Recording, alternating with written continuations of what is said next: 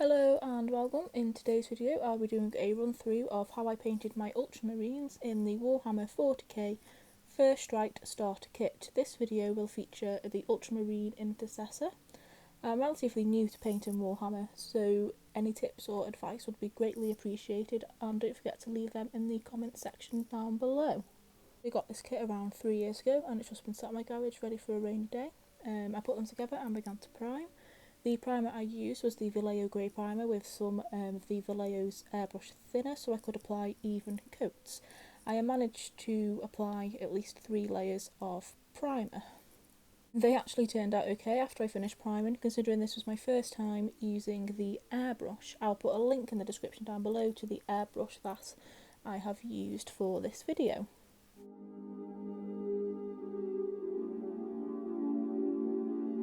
I primed all the figures all at the same time, and this was the final outcome after priming. So next came the actual paints. I used Citadel's Macridge Blue and I thinned it with water on my DIY wet palette.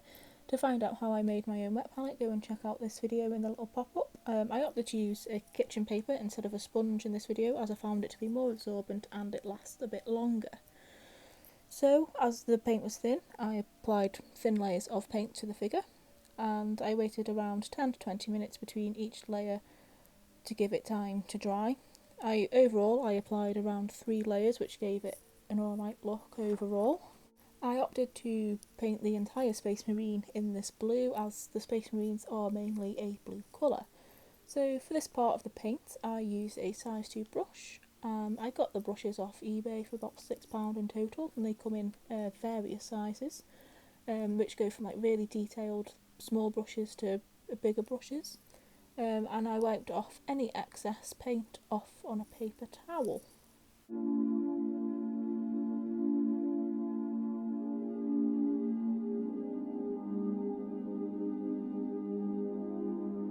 When doing the helmet part of the figure, I had to be really careful to make sure that I didn't get it on the face, because obviously the face is going to be a lighter colour than the blue, so it will take up more layers to try and cover up the blue if I made any mistakes. You want to make sure that your paint is thinned, as if it's too thick you will be left with brush strokes, and as well it would look like the figure's a bit clogged because you'll be attempted to build up the layers as well. This will also cover any details that are on the figure. Don't worry if you've done this in the past, as this is a new tip that I've recently learned about thinning paints, as when I first started I didn't know about this and the paints were really thick, and I was left with like loads of brush strokes and like clogged parts of my figures. Now that I'd covered most of the main body in the Macridge Blue, I went round it again just to see if there's any little bits that I'd missed for the first coat of paint, which is all like the little bits of like the nooks and crannies. As obviously the figure had been pre-built before painting, I went round just as well to make sure that all the little, like where the little bits had connected to were all covered in blue as well, rather than the grey primer.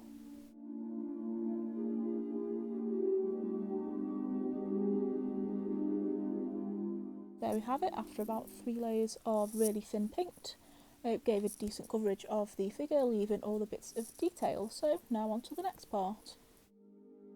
So for the next part of the paint, I used a Baden Black thinned down on my wet palette. I found it easier to take the bits off that aren't stuck onto the figure to paint, as I feel I had more control of where the brush goes, and I used a size 1 brush for these parts. So I started off with the weapons. Each one took around 3 really thin layers of paint for a nice even coverage, and I waited around 15 minutes between each layer of paint. So for this weapon I decided to paint it black first as their base coat, as I find that the metallic that I'll be using a bit later on works a bit better on a darker base over the primer.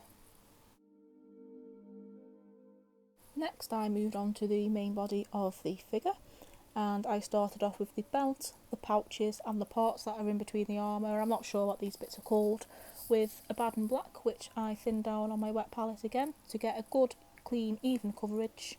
I applied around 3 layers of thinned paints, and I had about 15 minutes in between each layer. It doesn't matter if you get paint onto bits you didn't necessarily want paint to go on, as we can always go over these a bit later on once all the paint has dried.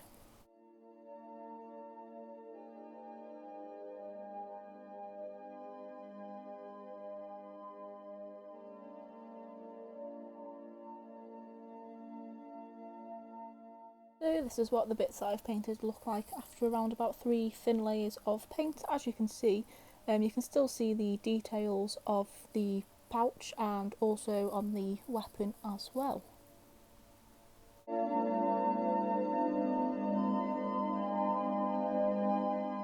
Now I've moved on to the more detailed parts of the weapons, and I've used the Leadbelcher metallic paint for this from Citadel.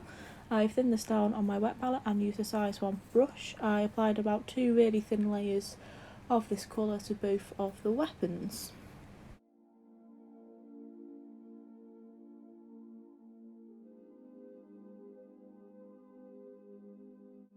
As you'll be able to see shortly, I use the Leadbelcher colour again for this weapon, and you can see it works quite well on the Baden Black base coat.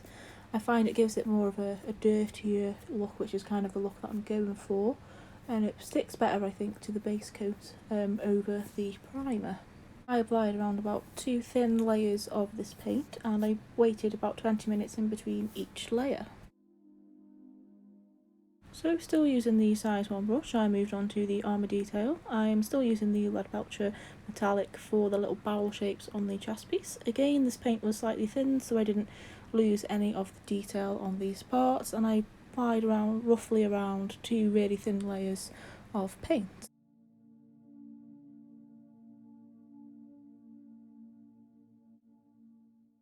I've also applied some of the Leadbelcher onto the sides of the helmet. I'm sorry for moving it away from the camera, I forgot how close the camera was to me.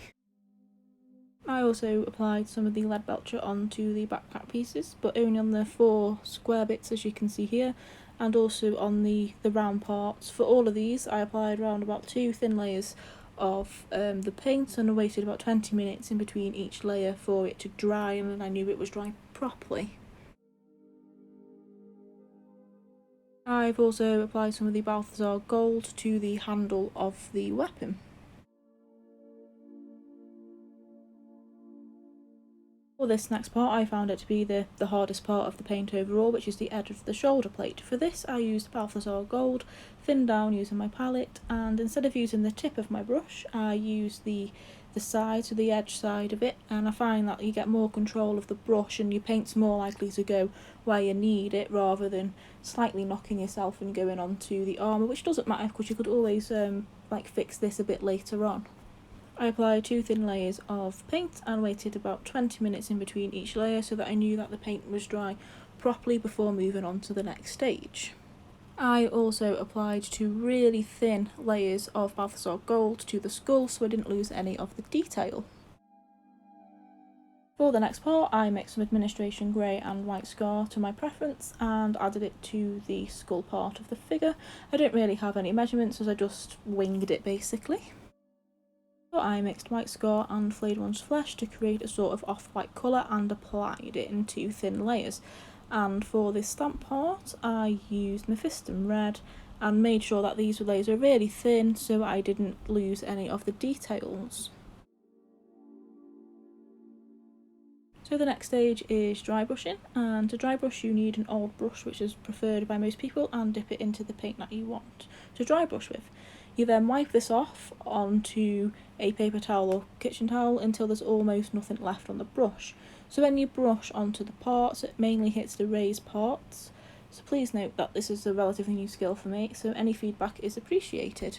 If you have any feedback or any tips or tricks for dry brushing, drop them in the comment section down below. I also did this method with the pouches, however I used a smaller brush, and for both my dry brushing for the weapons and the pouches I used the Leadbelcher metallic colour.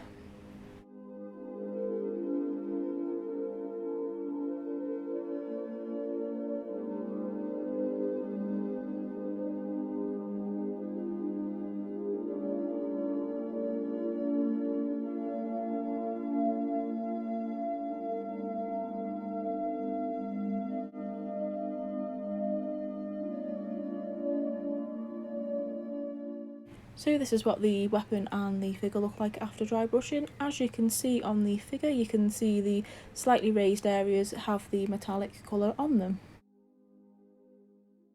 So next I applied some Agvax Earthshade for mainly the weapons and the pouches. Again, this is a new skill for me, and this is the first time I've really used a shade. So again, any tips or tricks for using a shade would be greatly appreciated, and drop them in the comments section down below.